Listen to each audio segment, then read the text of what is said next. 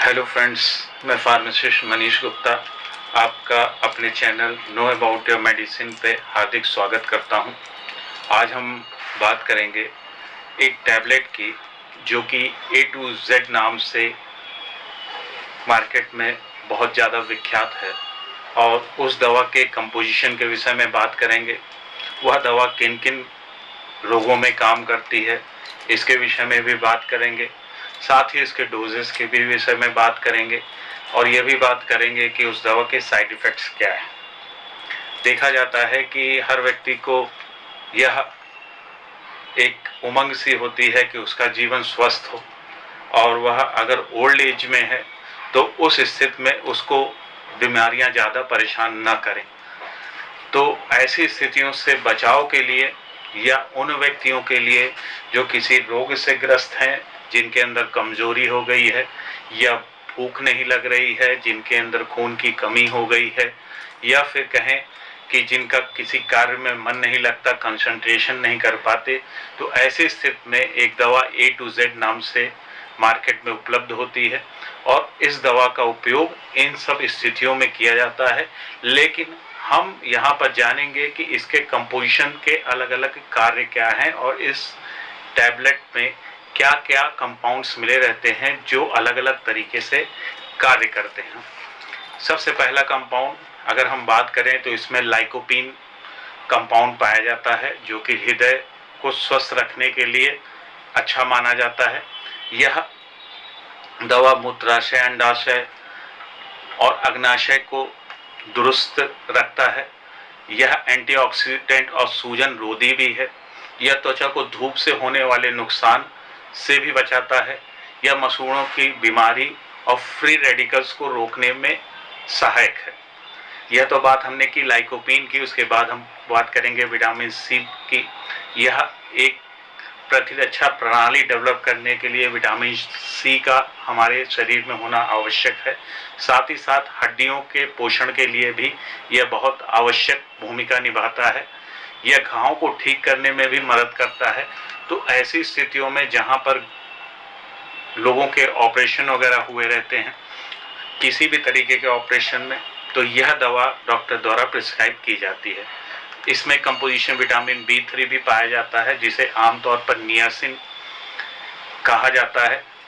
यह दवा आपके त्वचा संबंधित किसी भी रोग में या त्वचा के पोषण में सहायक होती है, जिससे कि त्वचा में सुधार होता है। अब हम बात करेंगे विटामिन ई की, जो इसके कंपोजिशन में पाया जाता है। यह विटामिन ई एंटीऑक्सीडेंट्स होते हैं। यह कोशिकाओं को मेंटेन करने में सहायक होते हैं। साथ साथ में यह मस्तिष्क और आँखों की त्वचा को स्वस्थ रखने में सहायक होते हैं, और इनका एक बहुत, जिसको हम कहें कि अहम रोल होता है हमारे शरीर को मेंटेन रखने में, क्योंकि ये अलग अलग कंपोजिशंस हैं जिनकी बात की मैंने, lycopene, vitamin C, vitamin B3, vitamin E की। तो यह सारे कंपोजिशन व्यक्ति के अलग अलग अंगों को अलग अलग रूप से पोषण प्रदान करते हैं, जिससे कि वह स्वस्थ रहने की तरफ बढ़ता है, और यह कंपाउंड्स उसको स्वस्थ शरीर प्रदान करते हैं। जब वह स्वस्थ रहेगा तो उसके पास बीमारियां दूर रहेंगी। साथ ही साथ अब हम बात करेंगे आगे जो कुछ कंपाउंड्स इसमें और मिले होते हैं। इसके बाद इसमें कैल्शियम पेंटोनेट पाया जाता है, जो कि बालों के झड़ने को कम करते हैं, बालों के विकास को बढ़ावा देते हैं। इसके बाद विटामिन B6, जिसको पाइरिडॉक्सिन भी कहा जाता है, कार्बोहाइड्रेट, अमीनो एसिड और फैट मेटाबॉलिज्म में कार्य करता है, और साथ ही सामान्य तंत्रिका कार्य, मतलब जिसको तंत्रिका तंत्र कहा गया है, उसको पोषण प्रदान करता है। साथ साथ रक्त कोशिकाओं को भी यह पोषण प्रदान करता है और निर्माण करता है, जिससे यह त्वचा को स्वस्थ रखने में मदद करता है। विटामिन B2, जिसको राइबोफ्लेविन कहा गया है, यह कार्बोहाइड्रेट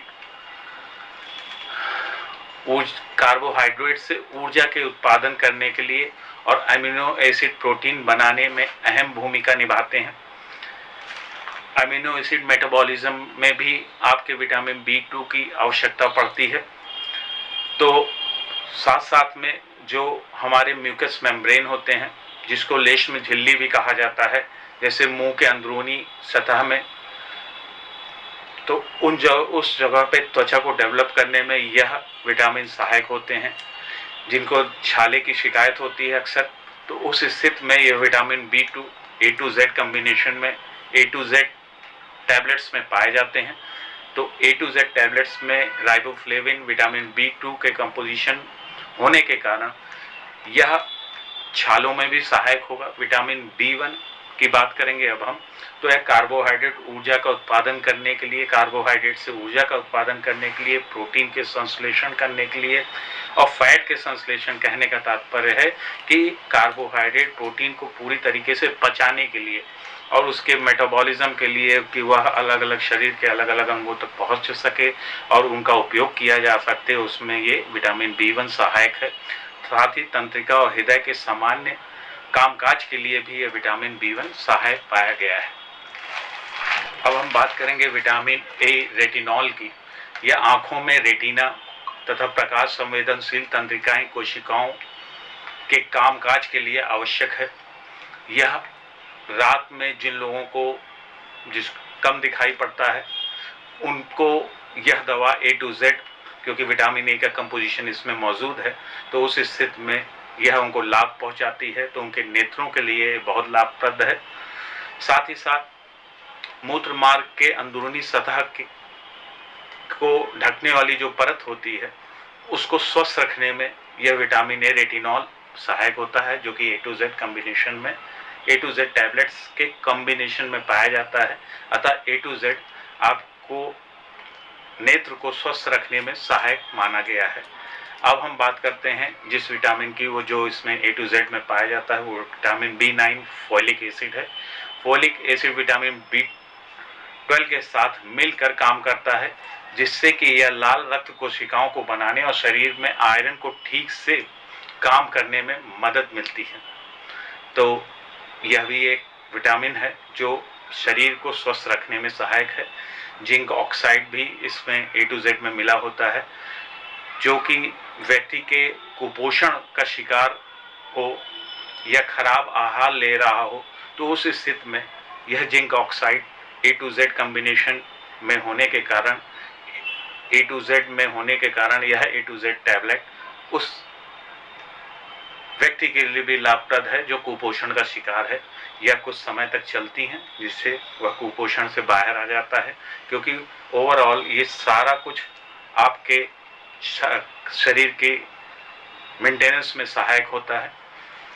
ये मैग्नीशियम क्लोराइड की, यह ऑस्टियोपोरोसिस जिसको कहा गया है, हड्डियों का गलना, आम भाषा में हड्डियों का कमजोर होना, वैसी स्थिति में मैग्नीशियम क्लोराइड जो कि A to Z में उपलब्ध है, वह हड्डियों को भी मजबूत करने में काम करता है। साथ साथ में जो लोग एनीमिक हैं, खून की कमी है, उसमें यह मैग्नीशियम क्लोराइड अपना रोल अदा करता है, ताकि उनके अंदर खून बनने की प्रक्रिया तेज हो सके। कॉपर की हम बात करें, इसके अंदर पाया जाता है, यह RBC को बनाने में मदद करता है, साथ साथ में नर्व सेल और इम्यून सिस्टम को मजबूत करता है। तो ओवरऑल ये देखा जाए, यह दवा कई चीज़ों का एक साथ कॉम्बिनेशन होने की वजह से A to Z टैबलेट्स आपको लाभ पहुंचाती है। यह ड्रॉप्स में भी आती हैं, बच्चों के लिए भी उपयोग में आती हैं, यह सिरप में भी उपलब्ध है, लेकिन यह आपका चिकित्सक डिसाइड करेगा कि आपको यह किस मात्रा में लेना है और कैसे लेना है, क्योंकि आपकी शारीरिक स्थिति जैसी होगी उस अनुसार वो डोजेस तय करेगा। अमूमन देखा जाता है कि यह गोली दिन में सिर्फ एक बार चिकित्सक द्वारा प्रिस्क्राइब की जाती है, जो कि अगर कहा जाए व्यक्ति स्वस्थ रहने के लिए उपयोग करता है कि वह स्वस्थ रहे थोड़ा सा, तो दिन में एक बार ले सकता है। 15 दिन लगातार लेने के उपरांत उसको वह बीच में एक गैप देने के बाद वह उसको फिर शुरू कर सकता है। लेकिन सलाह मेरी यही होगी कि आप इस दवा का उपयोग किसी चिकित्सक की देखरेख में ही करें, आप सेल्फ मेडिकेशन ना करें।